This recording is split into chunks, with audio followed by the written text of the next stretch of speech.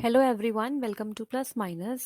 तो topic wise series हम discuss कर रहे हैं for TGT and PGT computer science और अपकमिंग टीजीटी कंप्यूटर साइंस के लिए बहुत हेल्पफुल सीरीज है आप सबके लिए। लास्ट 2 क्लास से हम डिस्कस कर रहे हैं डेटा स्ट्रक्चर के प्रीवियस ईयर क्वेश्चंस और इसी सीरीज को हम कंटिन्यू करते हैं आगे और आज बात करेंगे third and the last part of data structure के बारे में। तो अगर आपको ये क्लासेस पसंद आ रही है तो प्लीज़ लाइक कर दीजिएगा, सब्सक्राइब करें हमारे चैनल को और साथ ही साथ इसे शेयर करें अपने सभी फ्रेंड्स के साथ। तो हम बात कर रहे थे डेटा स्ट्रक्चर की और ये है पार्ट थर्ड। ठीक है, तो यहाँ पे सबसे पहला क्वेश्चन देखते हैं क्या है। What is the balance factor of an AVL tree. अगर इससे पहले कि आपने दोनों पार्ट नहीं देखे हैं तो आप प्लेलिस्ट में जाके देख सकते हैं। This is part number third. ठीक है, मतलब यहाँ पे हम रिमेनिंग क्वेश्चन कर रहे हैं जो आपके DSSB टीजीटी और पीजीटी के अंदर पूछे जा चुके हैं। तो what is the balance factor of a AVL tree. तो बहुत ही अच्छा क्वेश्चन है। एवियल ट्री के अंदर बैलेंस फैक्टर क्या होता है, तो हम डिस्कस कर चुके हैं लास्ट क्लास में भी कि क्या होता है एवियल ट्री। और यहाँ पूछा गया है कि एवियल ट्री या फिर से बोलते हैं हाइट बैलेंस ट्री के अंदर बैलेंस फैक्टर कैसे निकालते हैं। तो आपको मैंने बताया था कि जो हमारा एवियल ट्री होता है उसे हम बोलते हैं हाइट बैलेंस ट्री। क्या बोलते हैं? Height balance tree. कई बार इसका दूसरा नाम भी आपसे एमसीक्यू में पूछा जा सकता है। ठीक है, यहाँ पे होता क्या है, जो इस ट्री में लेफ्ट सब ट्री की हाइट होती है वो राइट सब ट्री की हाइट से एटमोस्ट 1 तक डिफर कर सकती है। मतलब जो बैलेंस फैक्टर होता है जैसे हम बोलते हैं BF, वो कैसे निकलता है? वो निकलता है height of left sub tree minus height of this is F। एक मिनट,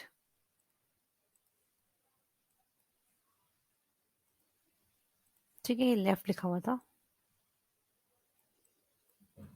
माइनस हाइट ऑफ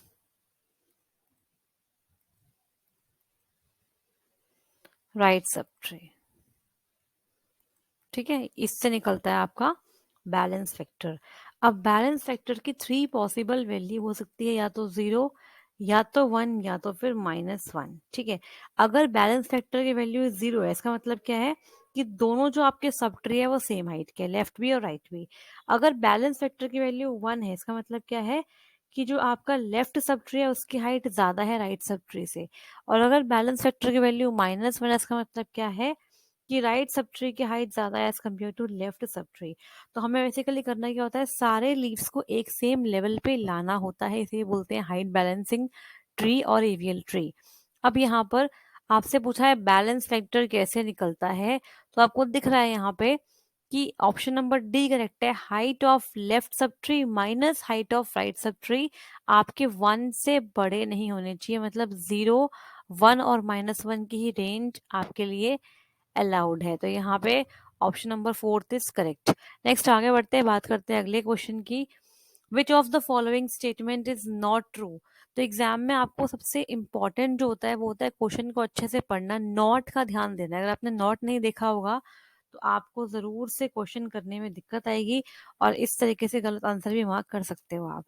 तो यहाँ पूछा हुआ है नॉट ट्रू स्टेटमेंट कौन सी है। फर्स्ट क्या है, inserting a new element in an array is expensive as compared to inserting an element in a linked list। इसके बाद both random access and direct access are allowed in a linked list। इसके बाद deleting a element from an array is expensive compared to deleting an element from the linked list। and last is the size of the array is generally fixed whereas the size of the linked list is dynamic। तो यहाँ पे आप देख पा रहे हो, आपको इस वाले क्वेश्चन को करने के लिए लिंक लिस्ट और एरे के बीच में जो बेसिक डिफरेंस है उसका आइडिया होना चाहिए। अगर आपको नहीं है उसका आइडिया तो डेफिनेटली दिक्कत आएगी वर्सेस एरे। ठीक है, एरे तो आपको डेफिनेटली दिक्कत आ सकती है अगर आपको इनके बारे में नहीं पता। तो देखो हम यहाँ पर डिस्कस कर लेते हैं। आप लोगों ने एरे पढ़ा है जरूर से। एरे क्या होता है? Array is a static data structure. On the other hand जो हमारा लिंक लिस्ट है वो कैसा होता है? डायनेमिक और साथ में लीनियर डेटा स्ट्रक्चर होता है।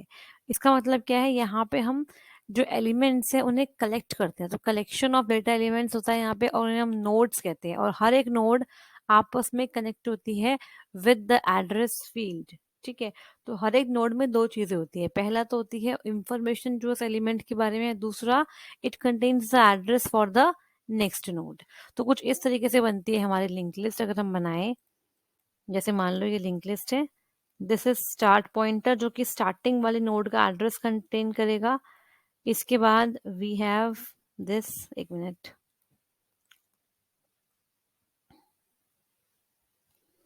ठीक है, यहाँ पे 10 स्टोर्ड है और एड्रेस फील्ड के अंदर नेक्स्ट वाले नोड का एड्रेस है, मान लेते हैं यहाँ पे 20 स्टोर्ड है और इसमें नेक्स्ट वाले नोड का एड्रेस है, लेट्स सपोज यहाँ पे है 30। ठीक है, यहाँ पे हो गया नल, मतलब आगे कुछ भी नहीं है। तो मान लेते हैं कि ये आपके पास नोड कौन सी हो गई, ए हो गई, और ये हो गई नोड बी, और ये हो गई नोड सी, इस तरीके से। ठीक है, तो यहाँ पे स्टार्ट पॉइंटर के अंदर पहली वाली नोड का एड्रेस है और बाकी सब क्या है, आपस में पॉइंटर से कनेक्टेड है। ठीक है, सो जो स्टार्ट है that is containing the address of the first node. अब हम बात कर रहे हैं difference between link list and array. आपको पता लग गया जो एरे है वो क्या होते हैं, स्टैटिक होते हैं, मतलब एक बार आपने साइज बता दिया तो उसके बाद आप साइज को मॉडिफाई नहीं कर सकते हो प्रोग्राम के बीच में, आपको पूरा प्रोग्राम दोबारा से ही चेंज करना पड़ेगा। ये होता है डायनेमिक इन नेचर। ठीक है, अच्छा, इसके अलावा कौन कौन से पॉइंट है, एरे के अंदर आप चाहो तो कोई भी एलिमेंट एक्सेस कर सकते हो using the direct access method. तो आप चाहो तो डायरेक्टली भी कर सकते हो या फिर सीक्वेंस में भी आप एक्सेस कर सकते हो एलिमेंट्स को।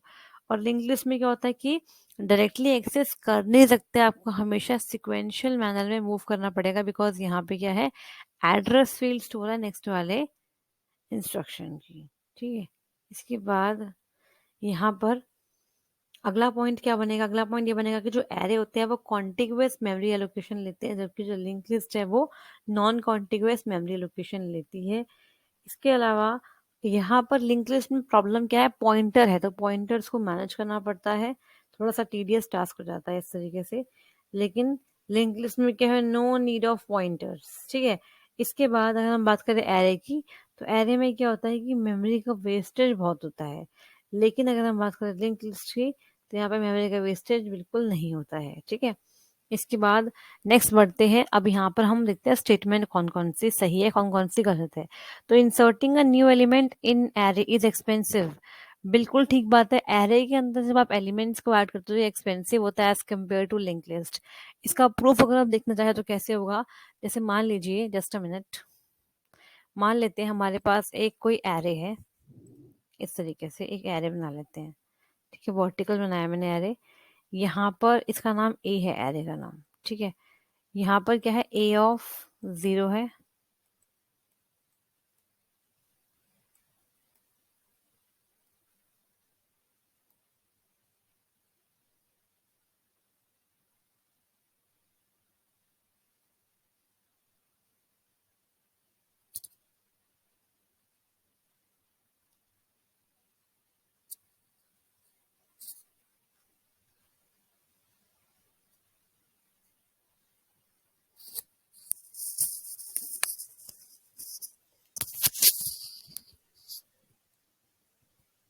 ठीक है, दिस इज A0, इसे मान लेते हैं A1, इसे मान लेते हैं A2,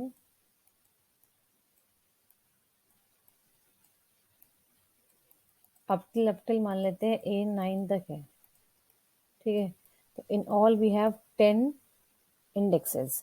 अब यहाँ पे अगर मान लो मुझे कोई इंडेक्स ऐड करना है, कोई एलिमेंट ऐड करना है, 1 पे ऐड करना है, A of 1 पे, तो होगा क्या यहाँ पे, यहाँ पर मान लेते हैं कि ये और आगे बढ़ा लेते हैं इसको, A of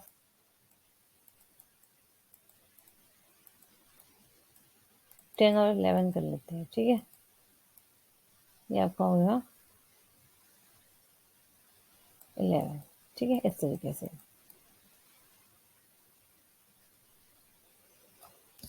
तो हमने यहाँ पर देखा कि अगर मुझे इस पर्टिकुलर एरे के अंदर कोई एलिमेंट इंसर्ट करना है, लेट्स सपोज मुझे A1 पे कोई एलिमेंट इंसर्ट करना है, तो A1 पे अगर मैं एलिमेंट को इंसर्ट करना चाहती हूँ, इसका मतलब क्या है कि मुझे बाकी सारे जो एलिमेंट्स ऑलरेडी वहां पर है उनको एक एक स्टेप डाउनवर्ड मूव करना पड़ेगा, तभी उसके लिए स्पेस बन पाएगा। अब देखो, लेट सपोज यहाँ पर स्टोर्ड है 1, 2 और 3। अब मुझे मान लो इस ए ऑफ 1 पे कुछ और स्टोर करना है, तो क्या करना पड़ेगा मुझे? यहाँ पे एक नया एलिमेंट डलवाना है, 4 एलिमेंट। तो यहाँ पे हमें बाकी एलिमेंट्स को 1 पोजीशन डाउनवर्ड मूव करना पड़ेगा। ठीक है, तो इसका मतलब क्या है कि एरे के अंदर जब भी हम कोई एलिमेंट इंसर्ट करते हैं तो वो एक्सपेंसिव हो जाता है as compared to link list. Because link list में क्या है, बस आपको नया एलिमेंट इंसर्ट कर देना है और उसके अंदर वैल्यू आ जाएगी और साथ में पॉइंटर आ जाएगा, और अगर वो लास्ट है तो वहां पे नल पॉइंटर आएगा, बिकॉज वो आगे किसी को पॉइंट नहीं कर रहा होगा। ठीक है, इसका मतलब पॉइंट नंबर 1 तो बिल्कुल ठीक है, इंसर्शन जो है वो एरे में एक्सपेंसिव है as compared to link list. इसके बाद नेक्स्ट पॉइंट क्या लिखते हैं? Both random access and direct access are allowed in a link list. तो बिल्कुल गलत बात है।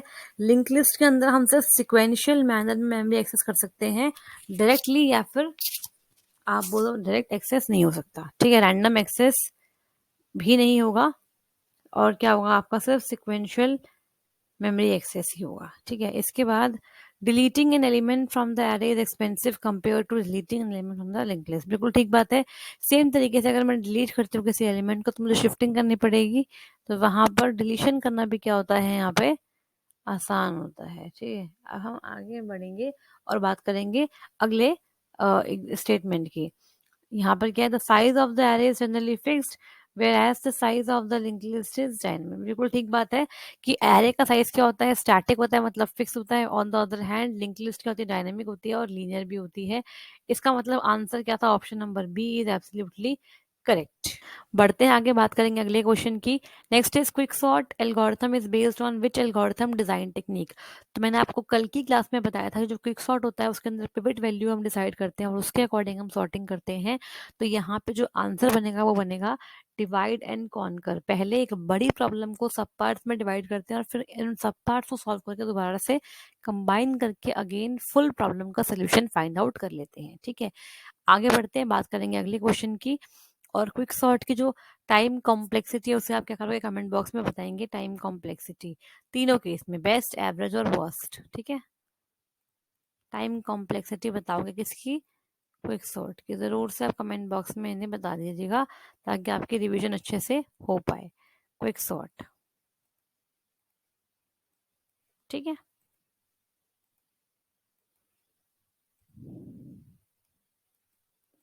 तो बढ़ते हैं आगे, बात करेंगे अगले क्वेश्चन की। Next is what is the at most height of the red black tree with n internal node. इसका मतलब क्या है कि आपको रेड ब्लैक ट्री के अंदर अगर उसमें एन इंटरनल नोड है तो क्या उसकी एटमोस्ट हाइट हो सकती है, उसके बारे में बताना है। तो यहाँ पे रेड ब्लैक ट्री एक बहुत important type of binary search tree है जिसके अंदर हम क्या करते हैं? कलर्स का इस्तेमाल करते हैं, और ये सेल्फ बैलेंसिंग ट्री कहलाता है। क्या होता है ये? This is called as self balancing tree. तो एवियल ट्री क्या होता है आपका? सेल्फ बैलेंसिंग ट्री होता है। इसका मतलब क्या है? यहाँ पे जो हर एक नोड है वो एक स्पेशल एक्स्ट्रा बिट कंटेन करती है for the डिनोशन of the colour that is red और ब्लैक। अब मैं यहाँ पे कुछ इंपॉर्टेंट प्रॉपर्टी लिख देती हूँ रेड ब्लैक ट्री ताकि आपको पढ़ने में आसानी हो जब भी आप रिवाइज करो लेटर ऑन। ठीक है, तो property of red black tree, first property क्या होती है कि जो भी नोड होगी इस पर्टिकुलर ट्री में वो कलर्ड होगी या तो रेड और या फिर ब्लैक से। तो यहाँ लिख देती हूँ every node is colored either red और ब्लैक, या तो रेड कलर का होगा तो फिर ब्लैक कलर की होगी आपकी नोट। सेकंड पॉइंट देखते हैं क्या है। पॉइंट नंबर 2, यहाँ पे जो रूट होती है हमेशा क्या होती है? वो ब्लैक होती है, always. Root is always black. ये पॉइंट आपको आने चाहिए, स्टेटमेंट बेस्ड क्वेश्चन में पूछे जा सकते हैं। थर्ड पॉइंट लिख लीजिए यहाँ पे, जितनी भी आपकी लीफ होती है, एवरी लीफ नोड, या फिर उसे हम बोलते हैं क्या? नील नोड इज ब्लैक। ठीक है, ये भी क्या हो जाएगी? आपकी ब्लैक हो जाएगी। इसके बाद पॉइंट नंबर 4 क्या होता है? देखो यहाँ पे, अगर मान लो हमारे पास कोई रेड कलर की नोड है। ठीक है, लेट सपोज हमारे पास क्या है? जस्ट अ मिनट, हमारे पास कोई रेड नोड है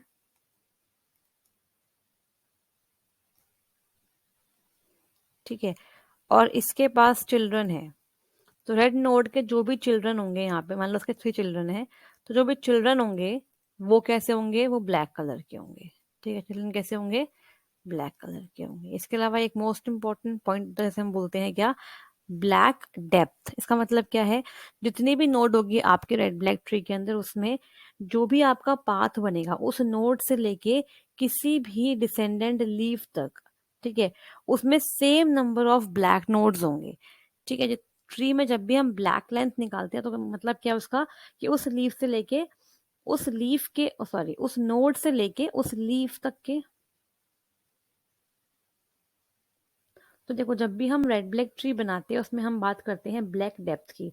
अब ये ब्लैक डेप्थ होता क्या है, तो ब्लैक डेप्थ का मतलब क्या है कि सेम नंबर ऑफ आपको ब्लैक नोड्स मिलने वाली है उस नोड से लीफ नोड तक। तो यहाँ पे हम कर लेते हैं point number 5 is black depth का मतलब क्या है, number of black nodes from node to, from that particular node to any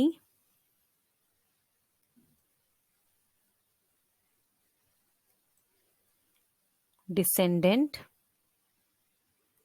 leaf। ठीक है, तो किसी भी नोड से किसी भी डिसेंडेंट लीफ तक जितने भी नंबर ऑफ ब्लैक नोड्स होते हैं वो सब में फॉलो होते हैं, उसे हम बोलते हैं क्या है, उसे हम बोलते हैं ब्लैक डेप्थ। ठीक है, अब यहाँ पे अगर आपके पास कोई रेड ब्लैक ट्री है, उसमें एन इंटरनल नोड है, तो उसकी टाइम कॉम्प्लेक्सिटी बेसिकली यहाँ पे पूछी हुई है, तो कैसे निकालोगे। अगर मैं यहाँ पे आपके सामने एक रफली ट्री बना देती हूँ तो आपको समझने में आसानी हो जाएगी। ठीक है, तो यहाँ देखो, जो मैं बनाती हूँ ब्लैक से, मतलब वो ब्लैक वाले हैं, जो रेड से वो रेड वाले हैं। ठीक है, यहाँ मान लेते हैं हमारे पास है 36। ठीक है, इसके बाद इसके 2 चाइल्ड है, तो एक यहाँ बनेगा, लेट्स सपोज ये हमारे पास 56। ठीक है, और यहाँ पे एक क्या बनेगा, एक रेड बना लेते हैं यहाँ पे, बिकॉज ठीक है, रूट तो आपकी ब्लैक ही होती है। यहाँ पे ये क्या हो जाएगा, ये हो जाएगा आपका 10। इसके बाद क्या है, यहाँ मान लेते हैं इसके 2 चाइल्ड है, एक है 11 और एक क्या है, सॉरी, एक है हमारा 09 कर लेते हैं, और एक हमारा क्या हो गया, 11 हो जाता है। ठीक है, इसके बाद क्या है, लेट सपोज यहाँ पे इसकी भी 2 चाइल्ड है, this will be 46 and this will be 62।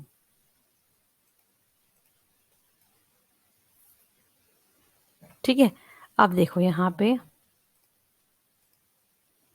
ये हमने माना था 46 और 62। इसके बाद हम बना लेते हैं क्या, इसके लीफ नोड। तो यहाँ पे लीफ नोड कुछ इस तरीके से बनते हैं, ये हो गया लीफ नोड, एक ये हो गया लीफ नोड। इसके अलावा यहाँ पर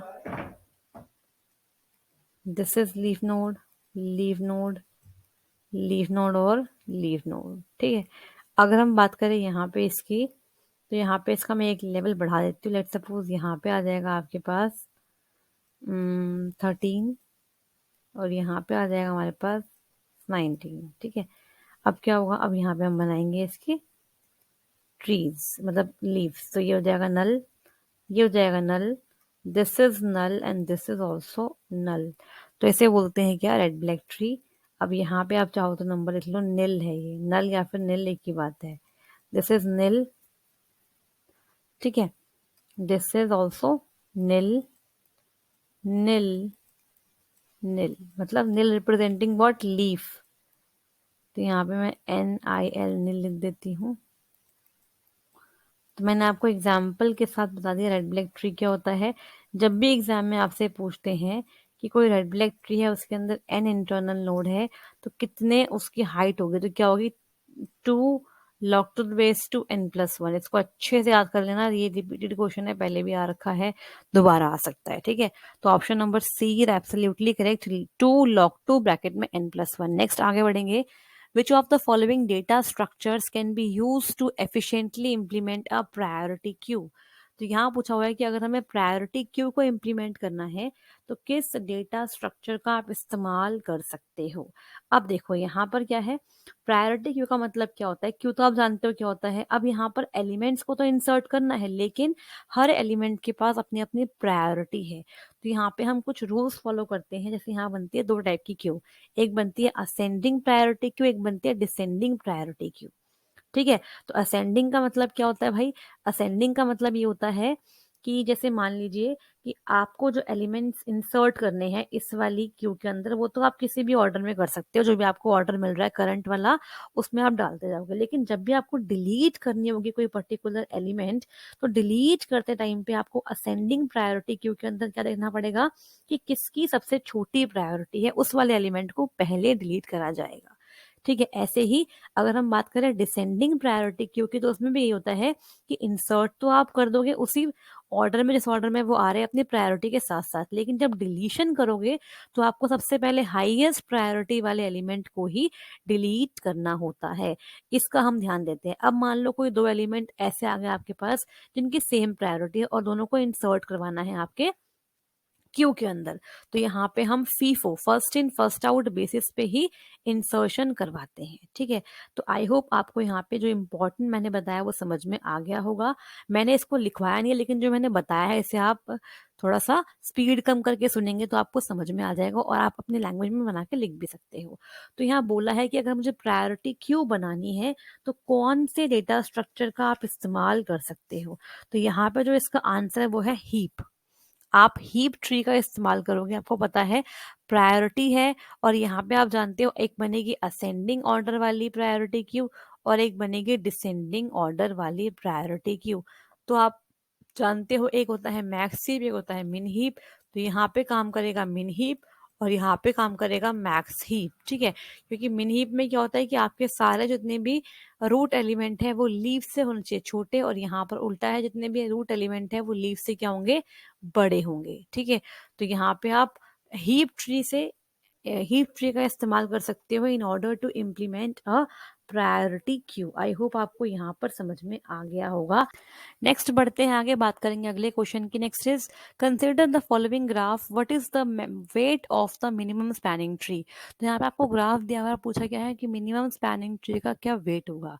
तो यहाँ पे आपको पता होना चाहिए जो ग्राफ होते हैं उसके अंदर तो साइकिल्स अलाउड होती है। ग्राफ होता क्या है, graph is a combination of set of vertices and set of edges. ठीक है, तो ग्राफ में साइकिल हो सकती है लेकिन ट्रीज के अंदर नो साइकिल्स आर देयर। ठीक है, यहाँ पे साइकिल्स नहीं होती है। और मिनिमम स्पैनिंग ट्री के लिए हम बहुत पॉपुलर दो इंपॉर्टेंट एल्गोरिथम का इस्तेमाल करते हैं। That is first is Kruskal's algorithm, आपने जरूर से पढ़ा होगा इसे, Kruskal's algorithm. And second is Prim's algorithm. दोनों मोस्ट पॉपुलर एल्गोरिथम है, इनका इस्तेमाल करते हैं in order to find out the minimum spanning tree.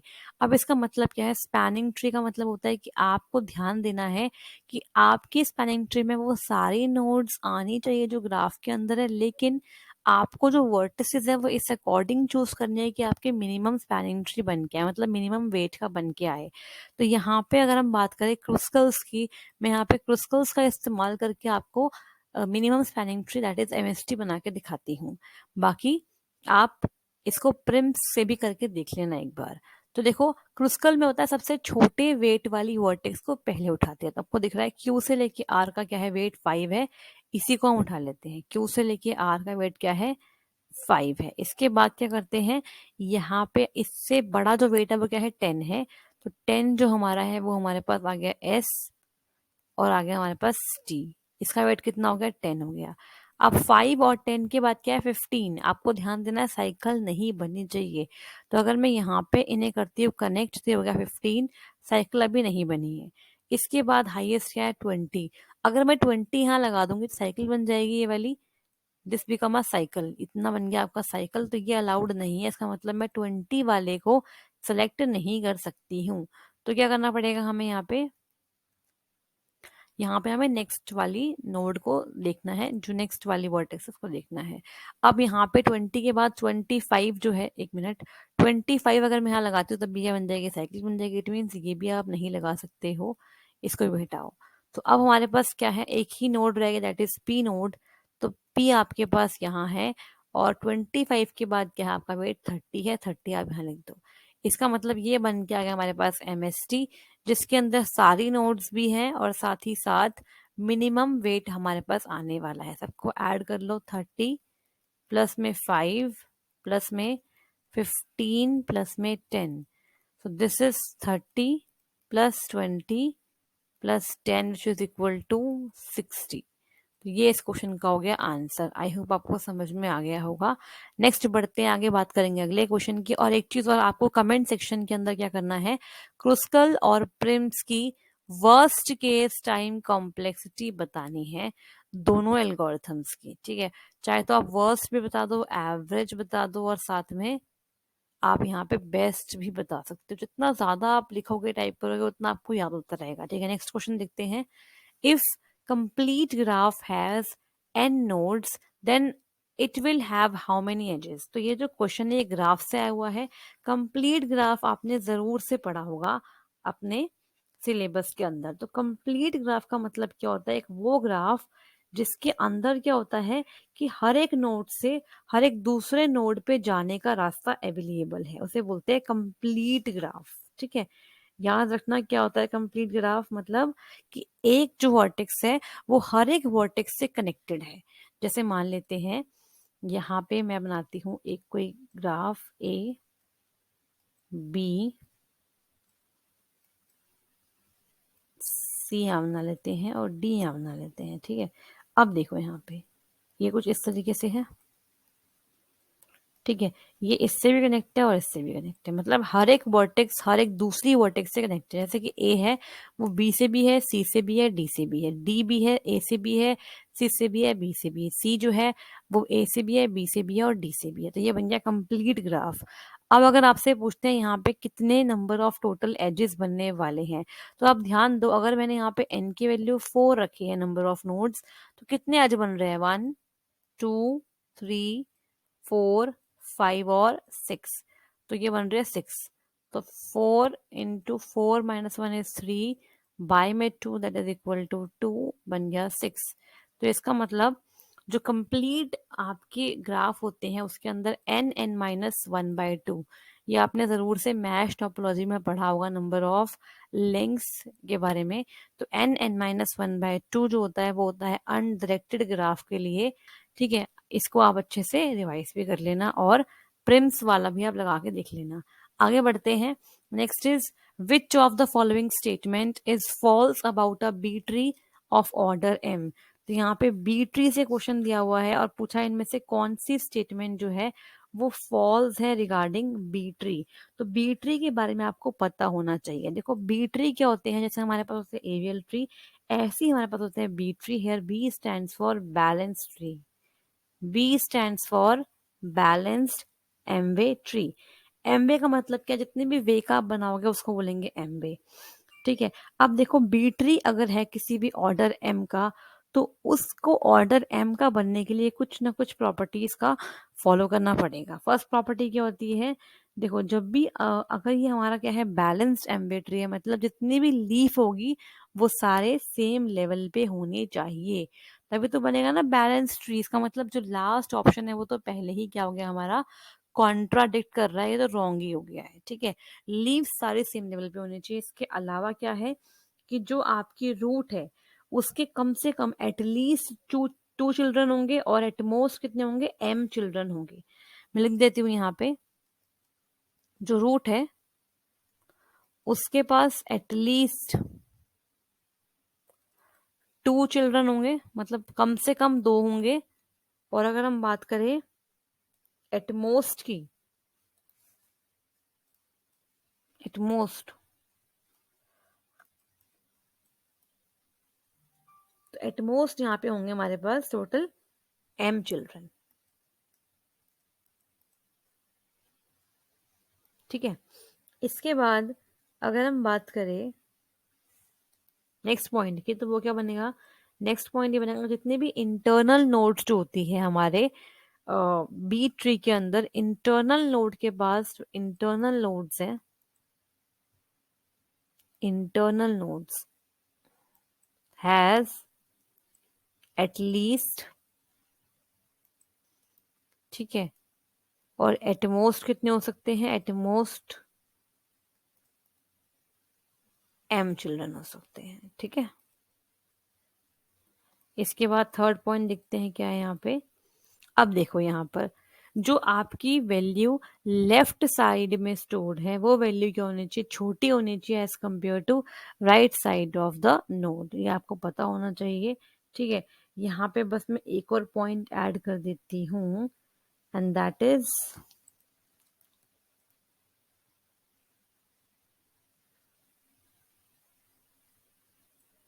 all leaf nodes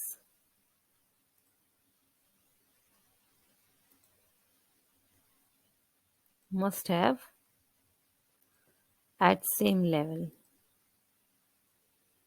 ठीक है। ये आपकी प्रॉपर्टी होती है, इसका मतलब यहाँ पे a node is full if it has m-1 keys, ये बिल्कुल ठीक बात है, ये मैंने आपको बताया नहीं है कि जितनी भी आपकी नोड्स होती हैं वो m-1 की से ज्यादा की नहीं ले सकती है, ठीक है। सेकंड क्या है, the internal node except the root that have, इतना बिल्कुल ठीक पॉइंट है। थर्ड क्या है, the root has at least 2 children and at most m children, ठीक है, ये भी लास्ट वाला पॉइंट गलत है, ठीक है। बढ़ते हैं आगे, बात करेंगे अगले पॉइंट की। बस यहाँ पे एक पॉइंट और लिखवा देती हूँ ताकि आपको याद रहे कि each node contains no more than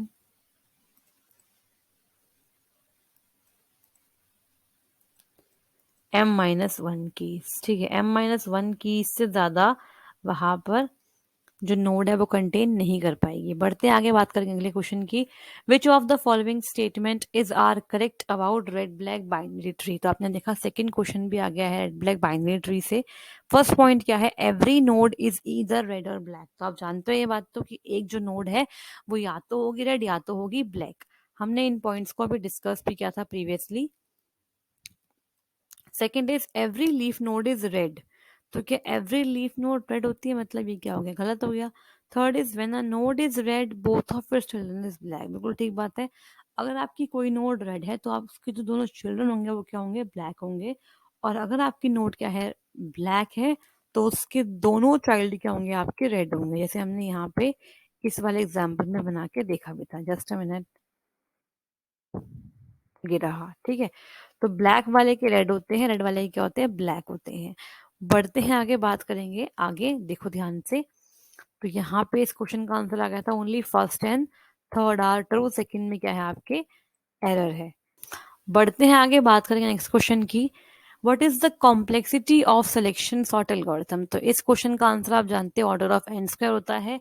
और सिलेक्शन सॉर्ट में होता क्या है, सिलेक्शन सॉर्ट कैसे काम करता है ये भी आपको जरूर से पढ़ना है। इसके अंदर बेसिकली क्या होता है, दो हम पार्ट्स बना लेते हैं, एक होता है लेफ्ट पार्ट, एक होता है राइट पार्ट। लेफ्ट पार्ट होता है आपका किसके लिए, जो लेफ्ट वाला पार्ट है उसे हम बनाते हैं बेसिकली सॉर्टेड डेटा के लिए, और राइट जो होता है वो होता है अनसॉर्टेड डेटा के लिए। बढ़ते हैं आगे, बात करेंगे अगले क्वेश्चन की। Next is two-way merge sort algorithm is used to sort the following element in the ascending order, ठीक है। 200, 470, 150, 80, 90, 40, 400, 300, 120 एंड 70। तो यहाँ पे जो क्वेश्चन आपको दिख रहा है वो कहाँ से आया है, टू वे मर्ज सॉर्ट से आया हुआ है। बहुत ही अच्छा क्वेश्चन है। मर्ज सॉर्ट आप जानते हो क्या होती है, मर्ज सॉर्ट होती है एक्सटर्नल सॉर्टिंग, और यहाँ से भी क्वेश्चन अक्सर देखा जाता है, तो टू वे सॉर्टिंग है ये। तो आप जानते हो जो मर्ज सॉर्ट है वो क्या होती है, वो भी आपकी डिवाइड एंड कॉन्कर टेक्निक पर ही डिपेंड करती है, ठीक है। डिवाइड एंड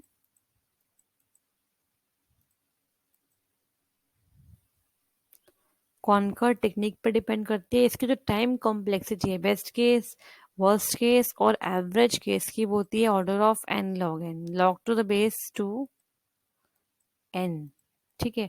इसके अलावा जो मर्ज सॉर्ट होता है उसमें होता क्या है, पहले हम जो हमारा एरे होता है उसको सबसे पहले क्या करते हैं, अब हम बात करते हैं अब हम बात करते हैं मर्ज सॉर्ट वर्क कैसे करता है। तो यहाँ पे होता क्या, जो भी आपका एरे होता है उसे हम पहले दो इक्वल हाफ में डिवाइड करते हैं और फिर उन दोनों को अलग अलग क्या करते हैं, सॉर्ट करते हैं, सॉल्व करते हैं और फिर उन दोनों को कंबाइन कर देते हैं। ये काम करता है हमारा मर्ज सॉर्ट। तो यहाँ पे आपको टू वे मर्ज सॉर्ट बोली है, तो कैसे करेंगे ये ध्यान से देखना, ये बहुत इंपॉर्टेंट है। यहाँ से भी क्वेश्चन आपको एग्जाम में पूछा जा सकता है। तो जस्ट अ मिनट, अभी स्टार्ट करते हैं। Let me change the colour. देखो यहाँ पे क्या है, आपके पास जो गिवन है वो क्या है, 200, 470, 150, 80 है, इसके बाद 90 है, देन 40 है, 400 है, 300 है, 120 एंड 70 है। अब इसके बाद करना क्या है आपको, यहाँ पर आपको टू टू के पेयर्स बनाने हैं, because two way merge sort है ना आपका। तो आपने इनके बनाए पेयर्स, इनके बनाए पेयर्स, इनके बनाए पेयर्स, इनके बनाए और इनके बना दिए। तो ये कितना बन गया, आपको पेयरिंग करते वक्त सॉर्टिंग भी करनी है, ठीक है। तो यहाँ पे तो ये ऐसे ही रहेगा, 200 इससे पहले आता है, नेक्स्ट में क्या हो जाएगा, 80 पहले हो जाएगा, 150 बाद में आ जाएगा, ठीक है। नेक्स्ट में क्या हो जाएगा, ये 40 पहले आ जाएगा, 90 बाद में आ जाएगा। नेक्स्ट में क्या हो जाएगा, 300 पहले आ जाएगा, 400 बाद में आ जाएगा। नेक्स्ट में क्या होगा, 70 पहले, 120 बाद में। अब क्या करना है आपको, इन दोनों को एक मानना है, इनको एक और इनको एक साथ कंबाइन करना है, इनको एक साथ कंबाइन करना है, ये चलेगा एज इट इज। तो ये हो जाएगा आपका, सबसे पहले 80 आ जाएगा, ठीक है, चारों में 80 छोटा है, इसके बाद आएगा 150, फिर आ जाएगा 200 और फिर आ जाएगा 470। सिमिलरली यहाँ पे आएगा 40, 90, 300 और क्या आएगा 400, और यहाँ पे 70 और 120 चल रहा है साथ में, ठीक है। अब क्या करेंगे यहाँ पे हम, अब हम यहाँ बेसिकली क्या करने वाले हैं, इसे और इसे एक साथ करेंगे अब हम सॉर्ट, ठीक है। तो इसका आंसर क्या आएगा, मैं ऊपर लिख देती हूँ यहाँ पे, this will come as 70 then 80, ठीक है। इस तरीके से आगे बढ़ जाएगा, 70, 80, देन वी हैव, और सॉरी स्टार्टिंग में तो 40 भी आएगा हमारे पास, ठीक है, 40 भी आएगा, देन वी हैव 90, इसके बाद आएगा 120, देन 150, देन 200, देन 300, इसके बाद आएगा 400 और फिर आएगा 470। तो इस तरीके से ये पूरा आपका सॉर्ट हो जाएगा, आपका जो गिवन आपको डेटा दिया हुआ है वो। लेकिन यहाँ पूछा क्या हुआ है, what is the order of these element after second पास, ठीक है। तो ये तो हमारा पास नंबर 1 था और ये था पास नंबर, एक मिनट, जस्ट अ मिनट, थोड़ी सी मिस्टेक कर दी मैंने यहाँ पे, इसको मैं ऊपर लिख देती हूँ यहाँ पे। दिस इज पास नंबर 1, जब हमने पहली बार दो दो एलिमेंट्स को कंबाइन किया था, and this is pass number 2, और पास नंबर 2 का रिजल्ट क्या है, ये है। तो 80, 150, 200, 470, 40, 90, 300, 400, 70, 120, ये दो पास के बाद आपको ये आंसर मिलेगा। इसके बाद हम चलाते हैं पास नंबर 3, और पास नंबर 3 के चलते ही आपको पूरी सॉर्टेड लिस्ट यहाँ पे मिल जाएगी एज अ रिजल्ट। तो 3 पास में हमारा जो पूरी लिस्ट है वो पूरा सॉर्ट हो जाएगा। लेकिन यहाँ क्वेश्चन में क्या पूछा हुआ था कि 2 पास के बाद क्या आंसर आएगा, तो आपने देखा पास 1 हुआ, उसके बाद पास 2 आपका जो हुआ उसमें ये आपका आंसर आएगा। This is your answer, option number B is absolutely correct.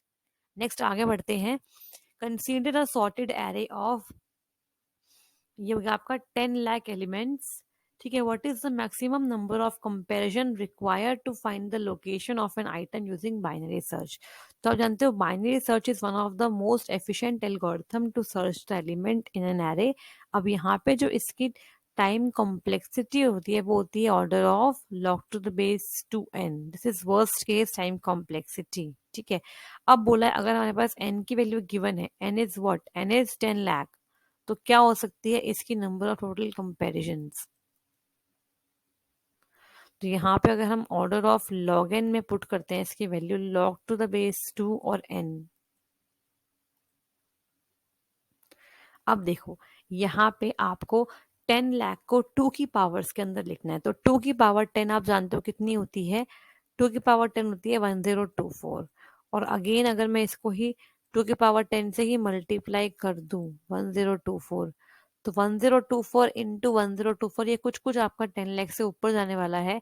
It means यहाँ पे 2 की पावर 20 हम कर सकते हैं लॉन्ग बेस 2, क्योंकि अगर 21 हम लेंगे तो वो इससे बहुत बड़ा हो जाएगा, लेकिन हमें नियरेस्ट लेना है तो हमने ये लिया है।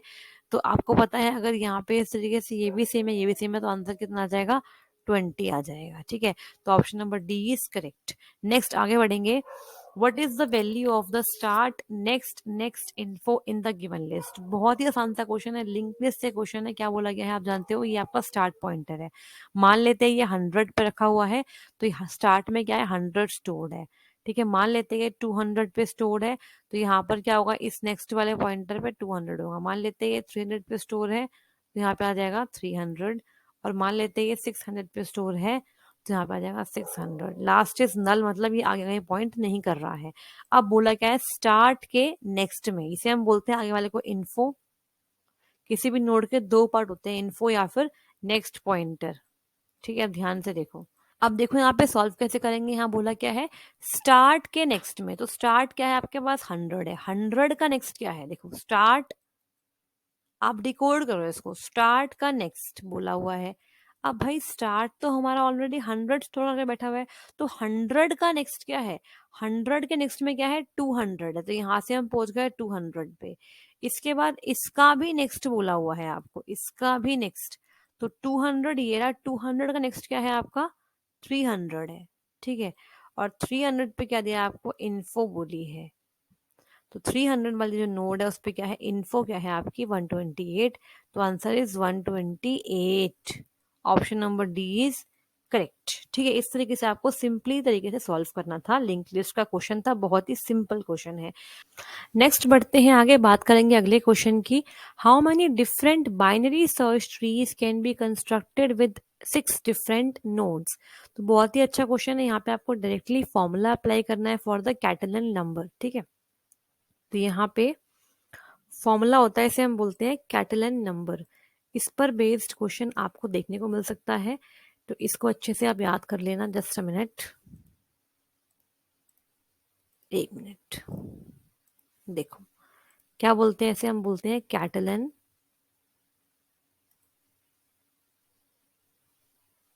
नंबर। ठीक है, फॉर्मूला क्या होता है, अगर आपको यहाँ पे number of binary search trees निकालने हैं और आपको डिफरेंट नोड्स दी हुई है, एन की वैल्यू दी हुई है, तो फॉर्मूला होता है 2n फैक्टोरियल अपॉन में n+1 फैक्टोरियल इंटू में n फैक्टोरियल, जहां पे n की वैल्यू कितनी है 6 है। So this is equal to 2 into n, कितना हो गया 12 हो गया। ठीक है, आपको n की वैल्यू यहाँ पे 6 पुट करनी है। इसके बाद क्या आ जाएगा, ये this is equal to 7 factorial into में 6 फैक्टोरियल। तो सॉल्व कर लो, कितना हो जाएगा ये, this will become, just a minute, this will become 12 into में 11 इंटू में 9, सॉरी 10 भी आएगा ना, इंटू में 10 इंटू में 8 इंटू में 7 फैक्टोरियल। और यहाँ पे हो जाएगा 7 फैक्टोरियल से ही कट जाएगा इधर। ठीक है, and this is equal to 6 into 5 into 4 into 3 into 2 into 1। तो यहाँ पे 4 टू 8 कट गया इधर से, 6, और ये हो जाएगा 1 से जाएगा, ये जाएगा 2 से।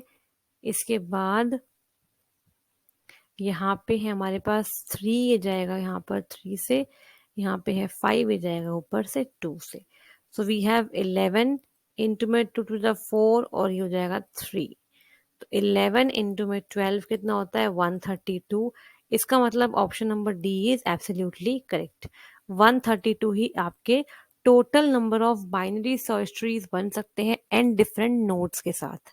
बढ़ते हैं आगे, ये फॉर्मूला आपको एज इट इज याद करना है, आपको बहुत हेल्प करेगा आगे वाले क्वेश्चन में। ये शॉर्ट ट्रिक है बेसिकली। अब ये कैसे आया, इसके बारे में अगर हम बात करेंगे तो बहुत लंबी क्लास हो जाएगी, that is not fruitful for us for this point of time.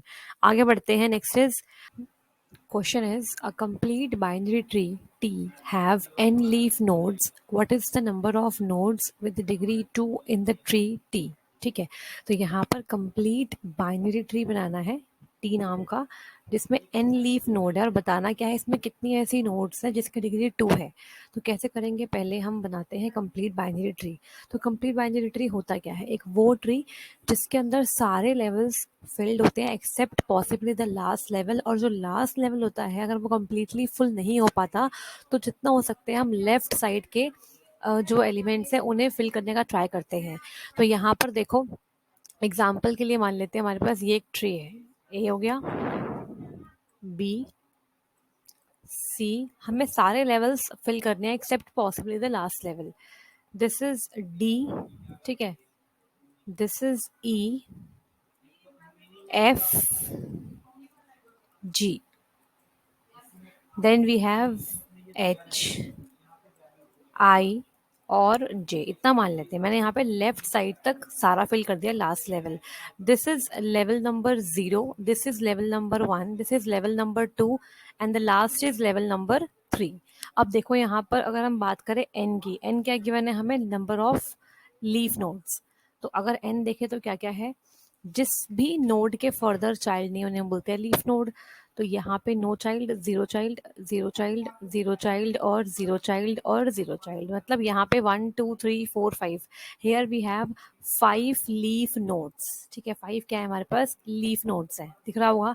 अब हमें निकालना क्या है, वो नोड्स बतानी है जिनकी डिग्री क्या है, 2 है। तो देखो ध्यान से, ऐसे नोड्स देखो जिनके जो चाइल्ड है वो 2 हैं। तो यहाँ पर ए की डिग्री क्या है, 2 है, बी की क्या है, 2 है, सी की भी क्या है, 2 है, और डी की भी क्या है, 2 है, ई की कितनी है, 1 है, और F 0, G 0, H 0, I 0, G 0। It means आपको दिख रहा है जिन नोड्स की डिग्री 2 है वो कितनी है, 4 है। तो यहाँ से आप क्या रिलेट कर सकते हो कि अगर हमारे पास नंबर ऑफ लीफ नोड 5 है, मतलब n है, तो n-1 वो वाली नोड होने वाली है जिनकी जो डिग्री है वो 2 है। So we can say that if we are having n number of leaf nodes, then the number of nodes with the degree 2 is equal to n-1। तो यही हमें यहाँ पे पूछा हुआ है। तो इसका मतलब क्या है, option number D is correct. तो बढ़ते हैं आगे, बात करेंगे अगले क्वेश्चन की। What is the average number of comparisons required in sequential search to find the element? Sequential बोलो या फिर linear बोलो, एक ही बात है। तो आप जानते हो बहुत ही आसान सा क्वेश्चन है। अगर हम बात करें linear search की, तो linear search का जो बेस्ट केस होता है वो होता है ऑर्डर ऑफ 1, मतलब पहले ही एलिमेंट पे आपको सर्चिंग मिल जाए, सर्च एलिमेंट मिल जाए। और एक होता है वर्स्ट केस, मतलब लास्ट तक आपने लिस्ट सर्च करी लेकिन आपको एलिमेंट नहीं मिला, तो उसमें ऑर्डर ऑफ एन टाइम लगता है। अब अगर बेस्ट केस ये है, वर्स्ट केस ये है, तो एवरेज केस क्या होगा, इन दोनों का एवरेज होगा। तो इसका मतलब n+1 डिवाइड बाई 2। तो ये इसका आंसर हो गया, option number C is correct.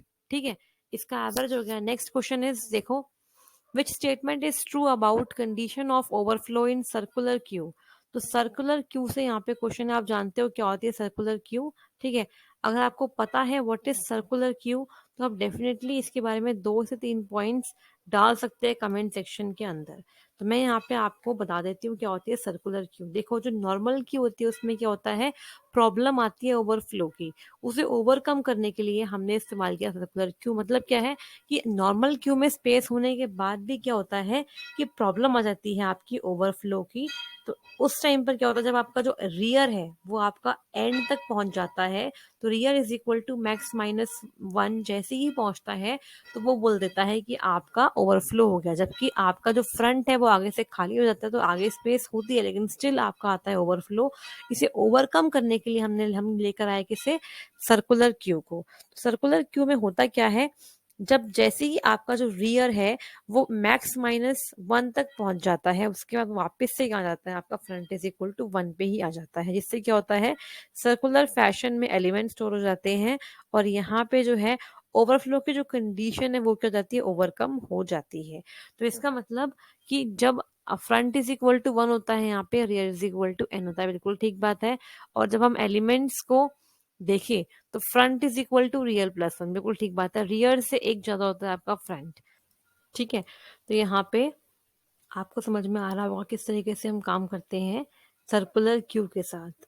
ठीक है, तो जैसे ही रियर खत्म होता है तो वापस से हम फ्रंट कहाँ पहुंच जाता है आपका, front is equal to rear plus one से एक ज्यादा ही रहता है। Option number C is correct. Next जो क्वेश्चन है वो देखते हैं क्या है। The number 70 50 10 30 10 80 30 60 100 90 40 20 are inserted in the given order into the binary search tree. तो what is the in order traversal. अब क्या मुझे इस क्वेश्चन के लिए ट्री बनाने की जरूरत है? तो बिल्कुल नहीं है ट्री बनाने की जरूरत। करना क्या आपको, यहाँ पे आपको पता है बीएसटी के अंदर इन ऑर्डर पूछ लिया, तो इन ऑर्डर तो असेंडिंग ऑर्डर सीक्वेंस ही तो होता है। क्या होता है इन ऑर्डर? बीएसटी के अंदर जो इन ऑर्डर होता है that is what, that is, एक मिनट, पता नहीं क्या होता, चलता ही नहीं है पेन।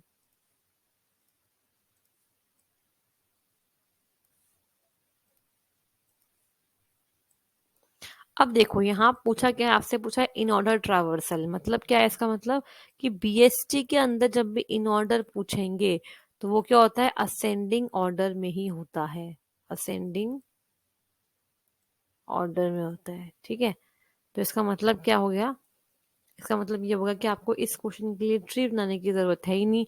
डायरेक्टली आप देखो कौन सा वाले ऑप्शन में आपको असेंडिंग ऑर्डर में डेटा मिल रहा है, तो option number C 10 20 30 40 50 60 70 80 90 100, this is the answer. यहाँ पे सारे क्या है सॉर्टेड लिस्ट में अवेलेबल है। इसका मतलब यहाँ पे क्या हो गया है कि इन ऑर्डर हमें मिल चुका है, तो option number C is correct.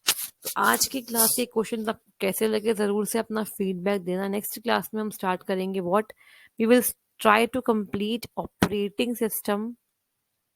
ठीक है, मैं सारे इंपॉर्टेंट सब्जेक्ट के क्वेश्चंस लेके आ रही हूँ ताकि आपको एंड टाइम पर दिक्कत ना आए रिवाइज करने में। ठीक है, अब देखो, अगर आपको ये क्लास पसंद आई तो प्लीज लाइक कर दीजिएगा, सब्सक्राइब करें हमारे चैनल को और साथ ही साथ इसे शेयर भी करें अपने सभी फ्रेंड्स के साथ। मिलते हैं नेक्स्ट क्लास में। ठीक है, और इसके बाद हम नेक्स्ट क्लास में ऑपरेटिंग सिस्टम को स्टार्ट करेंगे। Thank you so much.